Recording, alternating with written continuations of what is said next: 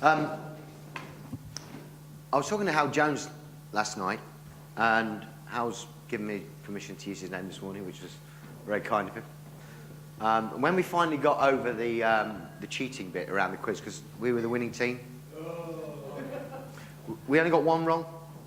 So once we finally got over the cheating accusations, we got on to talking about strategy and execution. We were saying we spend so much time talking about strategy, but we think it's great that on the agenda today we're going to see some execution.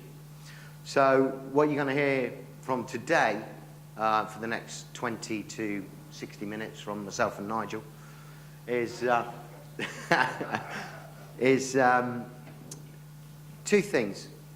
What our customers are telling us on how the consumer is changing and becoming more demanding because of their interaction through the cloud, and what we are doing to deliver with them right now, today, to drive meeting the service levels demanded by that change in behaviour. Now, we actually wanted a customer to deliver it, but there's a lot of commercial sensitivity around new and innovative solutions. So what you will see is executables, but we can't necessarily talk about any names. Clicker. Ooh, somebody's left me an iPad. That's me. That's me. Whether we like it or whether we loathe it, our lives are impacted more and more by data. For the Americans, they're in data. Data? Yeah, data.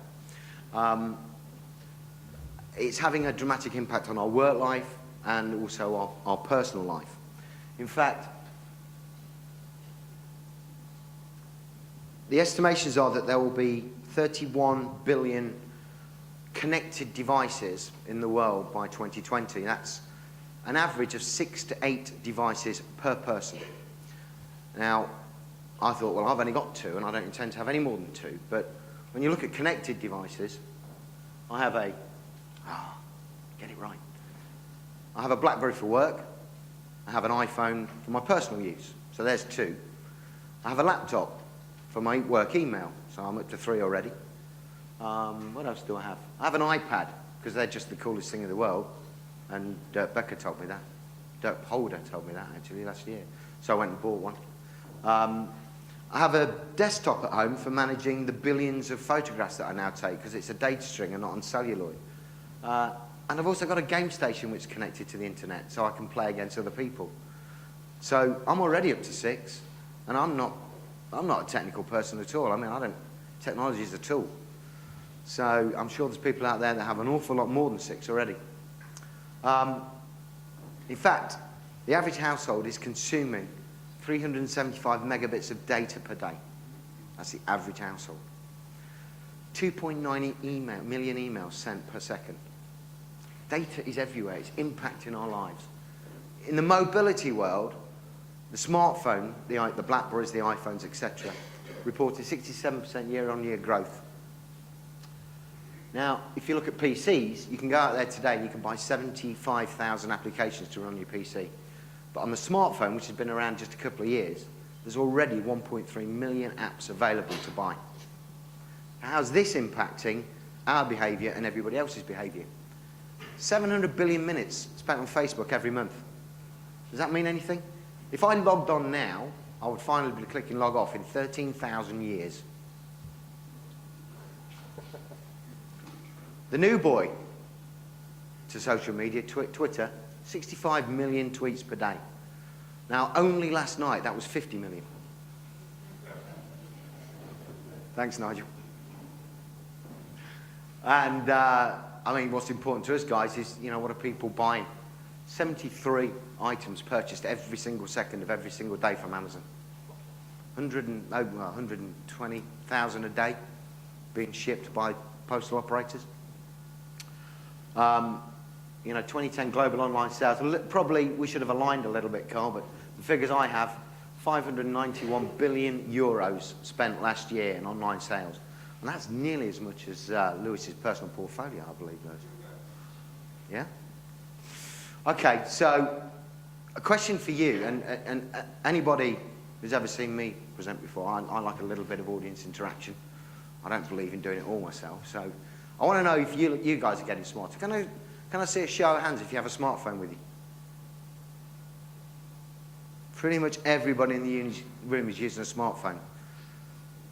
Okay. Can I see a show of hands if you use it to send and receive email? I've got two. Now here's the killer question. Can you say a show of hands if you've actually got it switched on and it's on silent?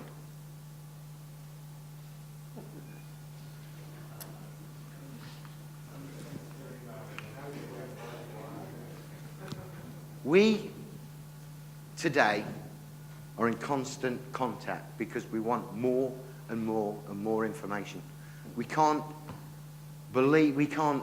not feel that we can respond quicker and quicker and interact with our customers and with the people that affect our daily lives. There is this constant interaction and constant need to speed up the interaction between entities. Is this getting less and less and less out of offices? You know, you've all said, you know, I'm here, I don't think I've got my out of office on because I'm always online. Everybody's always online. I have American colleagues who actually do put it on every time they go to the coffee machine, but yeah, Hal, yeah. But we're all online all the time and we're always interacting. So, how's that affecting, or how are we being told that it's affecting the operators' customers? We heard John talk about the two different stakeholders in the delivery of a parcel. Now, the first stakeholder is the guys who are paying for the parcel. They don't necessarily have any demand on when that parcel is delivered. They don't necessarily need. They're not coming back looking to looking to see when that parcel is delivered, because they don't have the demand for it. In fact, I saw Nick Capel from Royal Mail Group present last week, and he said larger corporations' only view of an operator's service level is from the information that you give back to those guys. So if you're not collecting the right information to be able to provide your proof of service, then you're never going to be able to defend competitive attacks. You're never going to be able to defend a price rise when you're talking to your customers, because your competitors are providing that information, and you can find yourself sort of a little bit in the dark ages. But what's becoming increasingly important is the second stakeholder, the consumer, and how they are becoming more and more demanding of their carrier, of their retailer's carrier. And, you know, the social media is connecting these guys. I mean, all you guys that are involved in delivery today, I don't know whether you've had a look on the internet. I don't know whether you know if there's a blog out there about your service. I mean, these are 3 quotes from a blog site for a UK home delivery specialist. And you know, everybody's out, and I genuinely believe that retailers are starting to look at these blogs. So if you don't think there's one for you, spend a bit of time on Google. I assure you, these people will be talking about the service they are receiving from you. And I believe the retailers are starting to look at these and take these into consideration when they're placing their brand into the care of their partners, their delivery partners. Sorry? No?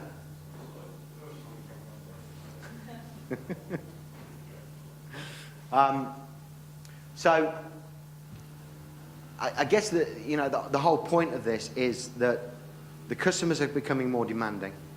The customers are expecting interaction with the person that's delivering their parcel. You know, they are not only wanting to receive information, but they're wanting to react back. So I want to know I'm receiving a parcel today. Well, actually, I'm not in today. I want to tell you to deliver it tomorrow. I want to tell you that I don't want it delivered to my home address. I want to deliver it to my work address. I want interaction with the carrier, with a delivery agent, to be able to provide a better service. And if you're not providing that level of service, these guys are going to go online and they're going to say you're awful.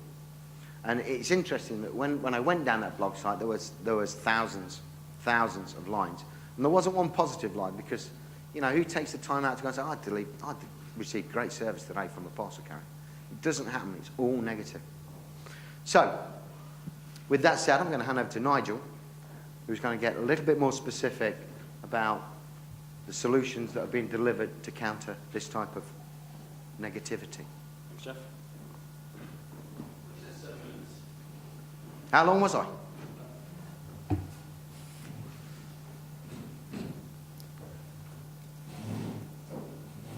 So what I'd like to do is share some recent market data that was commissioned by MRG in terms of home delivery and the consumer experience, together with a survey that we as Blackbay have commissioned as well to actually bring out this customer perception versus what we call reality. I know we've had people acting on our behalf as a secret shopper.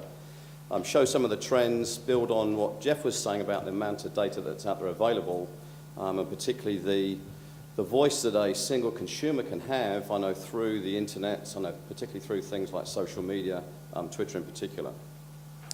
So in terms of, this is very specific to the UK home delivery marketplace. It's 2010 results. There's a lot of detail available behind this, and you find all the information online. The thing I'd like to come back to here is firstly the size of the marketplace, the spend, the delivery costs, but coming all the way back to however you want to look at this, but the first time failure rate, success rate, whichever way you want to express it. But at a 12% failure rate on first time deliveries, kind of the nirvana, get there once, deliver it successfully, get a happy customer that comes back and buys again. Right now, the industry average for the UK delivery marketplace is 12% in terms of the failure rates. You look at the cost behind that, and again, there's a lot of detail offline behind this. That equates to £800 million per annum of tracked costs. This report then estimates in terms of untracked items, there's another 200 million, leading to £1 billion a year of cost, and I know various levels of granularity. The interesting one for me there is, as the consumer's element of this cost situation, the biggest cost for them is when they've got to go and pick up from another location, a post office, a parcel shop. So just a point of interest there. As far as where the marketplace is going, again, this is UK data. So in 2011, the prediction is it's going to grow by another 17%, a £69 billion marketplace, home spending marketplace. And if that 12% failure rate carried on, there's yet another £170 million of failed delivery costs. A statistic here, in terms of something like Hermes UK, they enjoy one of the best first-time delivery rates in the UK at 94%.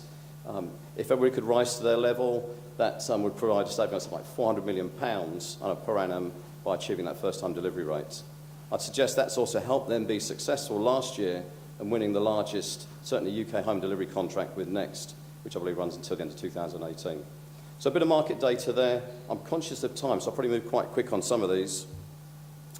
As far as a report that, like I say, was commissioned by RMRG, and we supplemented that by another analyst called Snow Valley. So RMRG polled 1,500 residents last year, peak home delivery time in terms of what do you want, what experience you're getting.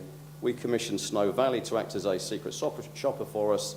They targeted 229 retailers. By chance, those goods got carried across 16 carriers.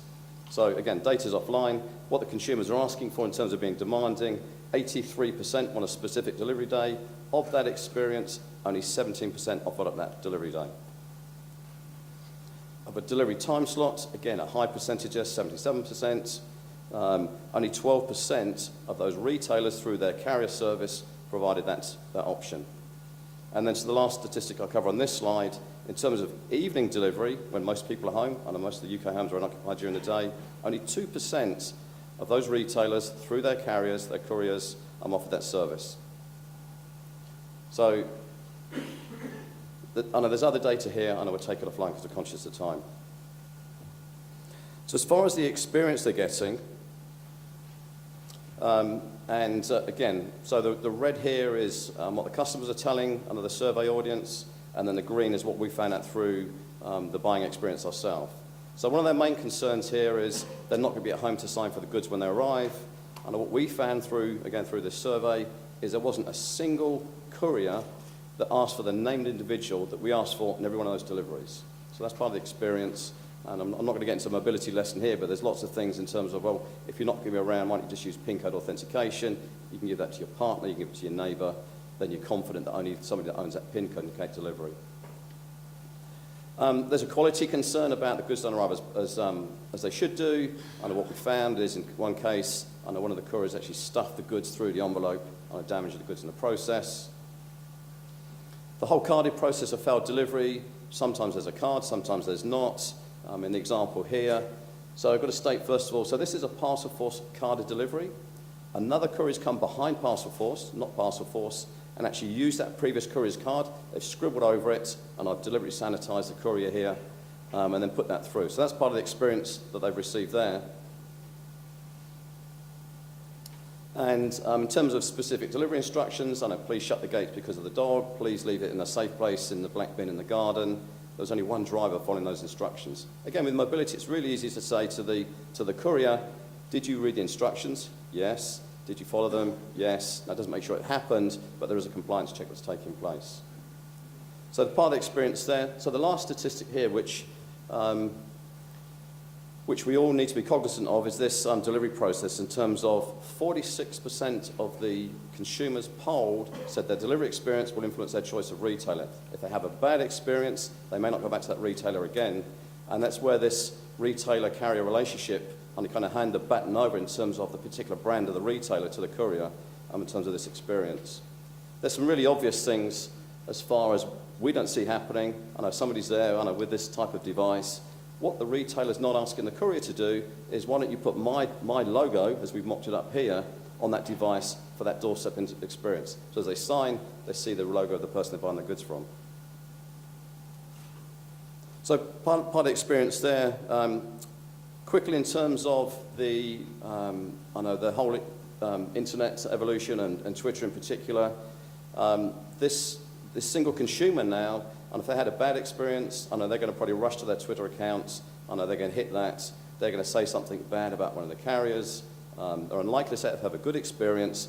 And just a short statistic there, as far as, I think this is Monday between 3 and 4 o'clock, 200 tweets on the specific words, delivery failed during that period of time. Now that voice, I know that gets obviously broad. There's 225 million Twitter users now. It's growing by 500,000 users per day and growing. That's quite a dangerous vehicle, I'd suggest, as far as going back to my earlier statistic about the delivery experience can influence buying again.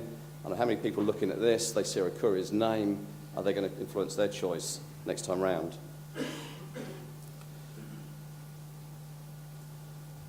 Having said that, I think there's actually the ability there to turn that experience around in terms of that Twitter experience. There is no reason why, in terms of whether it's Facebook, in terms of the check-in facility, or Twitter has a tweet location, that I can't expose my location, to the courier that's expecting a delivery. I know the courier can then say, hey Nigel, I'm going to deliver to you on the next 4 hours, next 1 hour, whatever the period is, pull back my location, my tweet location. Okay, so I know you're not in your home anymore, you're half a mile down the road, that's part of the radius we've agreed I'm going to deliver you to in. Or what I can do, I can actually push it out continually to the courier in terms of where I am. Come and find me, we've already agreed if I'm half a mile away, you're actually going to leave it in my safe place, which you've already got those information. So I think we can turn these things around. And I know Jeff's talking about the technology. So again, this is, I'm not sure what you call it, maybe it's augmented reality. I know this isn't far away. Now it needs to be secure and you need real-time connectivity, all these types of things. But I know with the arrow there, this is the exact location the courier's got to go to. This is the door they're going to knock on. I know they can reach out, so here's the details of who you're going to deliver to. I know here's their Twitter location, they've exposed that. Here's some safe place information that's going to go on a divert. All this information you can capture quite easily. Now that might get extended further as far as within social media having a delivery profile. Why should I have a delivery profile to say, okay, I will expose my location to you, here's my safe place. Why do I have to say that to every retailer I buy something from? So use my Twitter delivery profile. No reason at all why that can't happen. And finally, from the consumer perspective, I know Jeff asked for a poll of smartphone users. I know anybody with a smartphone can run this type of service. I know you can expose your location through, whatever it is, through Facebook, through Twitter. I know people like Australia Post, for instance, allowing you to pay online now through this type of service. You could put a wrapper around. I know Twitter's still fairly crude, I'd suggest, but you could put a wrapper around it in terms of a secure smartphone-based application that either you as a courier or you as the retailer can provide a far better experience. So coming back to the original question about does the information at your fingertips meet the demands of the modern customer, I'd suggest almost. All this data you're seeing here today exists. It needs to be connected better, it needs to be secure, it needs the wrapper like this, for instance.